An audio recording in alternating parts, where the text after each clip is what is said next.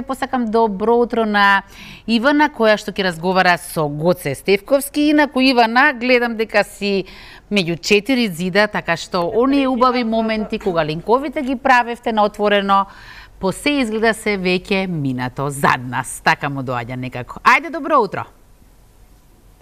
Добро утро, Искра, до тебе и до сите наши гледачи. Нешто подоцна ќе зборуваме со Гоце и за джеса концертот кој што следува. Сега ве поздравуваме од првиот семеен центар на Хера, каде што ќе зборуваме за кампањата 16 дена активизам, односно во саботата на 25 ноември се одбележа меѓународниот ден за насилство против жените, па од тогаш започна и кампањата 16 дена активизам, која што трае до 10 декември, а токму и првиот семеен центар на Хера ја поддржува оваа кампања. Не само во овие 16 дена, туку низ текот на целата година или 365 дена во годината. Токму од првиот семеен центар ќе разговараме со Стефанија Сердарска, која што е менаџерка на првиот семеен центар. Стефанија, ќе ти посакам добро и убаво утро. Зошто е важно гласно да се зборува за насилство кај жените? Добро утро и на вас. Од исклучителна важност е гласно и отворено да се зборува на темата на насилството, првенствено бидејќи насилството не е индивидуален проблем, тоа е општествен проблем кој не засега сите нас и за жал некако е останато товарот да го носи само жртвата, односно само личноста која се соочува со тоа. Зборуваме конкретно за семејно насилство, што значи дека се случува во рамките на семејството, се случува во рамките на домот, а сите знаеме дека една од основните функции на домот и на семејството е да биде безбедна и сигурна средина. Значи, пак ќе напоменам дека не е табу тема, дека одговорноста ја носиме сите и товарот подеднакво го носиме сите, бидејќи ова е сериозен општествен проблем. Така, зашто се важни, Стефанија, овие кампањи кои што секој што чуваат, нели, односно започнуваат од 25 ноември, од меѓународниот ден за насилство кај жените? Важни се кампањиве, меѓутоа, освен овие 16 дена активизам, мислам дека темата треба да биде актуелна 365 дена во годината. Посебно кога зборуваме дека бројките на насилство се зголемуваат и се алармантни во споредба со тоа колку случаеви се пријавуваат.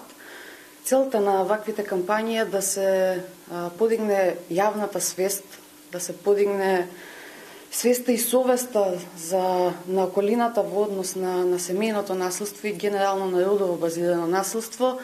Информациите многу полесно и многу подостапни да станат до сите засегнати и оние кои живеат со семејно насилство, а дополнително и да се осврне внимание и до институциите и до системот поодговорно и посовесно да ги спроведуваат законите во пракса за да имаме некаков ефект.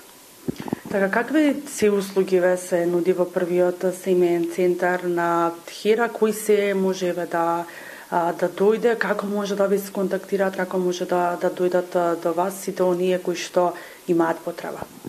Значи, првиот семеен центар е специализирано советувалиште за превенција и заштита од семејно насилство. Јас би сакала да напоменам дека сите услуги кај нас се бесплатни и се доверливи. Може да ни исконтактираат на телефонските броеви 02 32 00 007 или 070 24 9596. Сите оние кои се засегнати од семејно насилство, првенствено се работи, како што знаеме, за женската популација.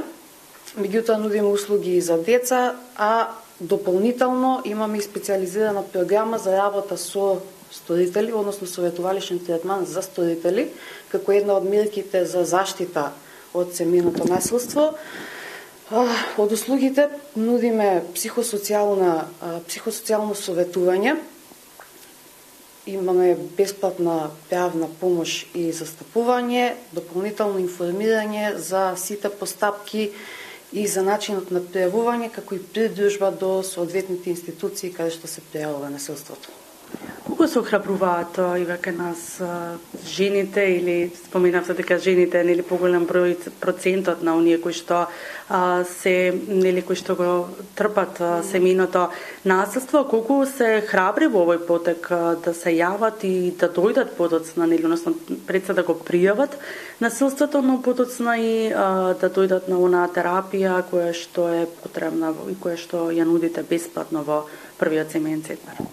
Па како што кажав, бројките се уште многу ниски на пријава, меѓутоа се работи на случајот да се охрабрат, да се зајакнат со тоа психосоцијално советување за на крај да се дојде до моментот каде што ќе се побара заштита и помош и од институциите за да се спречи и да се превенира насилството. Така, како да знаеме дека сме жртва на семејно насилство? Ќе споменеме еден така неубав збор, не е само претепувањето, нели, дека си жртва на семејно насилство, доколку завршиш во болница или имаш некакви последици, нели, на физичкиот изглед, како да се препознае дека сме жртва на семејно насилство? За жал, кај нас се уште владее тоа мислење дека само физичкото насилство е насилство кое што се случува, меѓутоа постојат различни форми на семејно насилство, постои психолошкото насилство, економското насилство, постои сексуално насилство. Значи, токму целта на кампањите е да се прошири таа информација, да се дојде до информацијата за сите различни видови на насилство кои можат да се јават. Слободно може да се јавуваат во нашиот центар, макар и да е само за информација. Така, секако ќе останат нели анонимни, нивните податоци подоцна нема да бидат нели за ништо искористени и споделени. Стефанија, ви благодарам на одвоеното време и се надевам дека се повеќе жени ќе се охрабрат благодарение на оваа кампања која што секоја година се случува, да го препознаат пред се нели семејното насилство, но подоцна и да се охрабрат и да ве исконтактираат вас, да ве побараат, односно да побараат нели советување кое што е неопходно. И благодарам и вас. Да, искра со ова линковско вклучување ќе ја поддржиме и ние оваа кампања која што започна во саботата на 25 ноември, 16 дена активизам. Не трпете насилство, не значи дека само физичкото насилство е нели насилство, туку напротив, доколку некој постојано ве критикува и ви наоѓа некои замерки, и тоа значи дека е насилство. Исто така, доколку некој постојано ве го контролира вашето однесување или вашето движење, каде се движите, што правите постојано, верувајте дека и тоа влегува во оној дел кој што се нарекува семејно насилство, така што не трпете, бидете храбри и побарајте ги надлежните кои што дефинитивно ќе ви пружат помош, но и ќе ви биде подобра. Да, има очигледно разни форми на насилство. Оно што ние треба да направиме е да ги препознаеме, токму благодарение на вакви гостувања можеме полесно да ги препознаеме. Ти благодарам, Ивана, на ова линковско вклучување.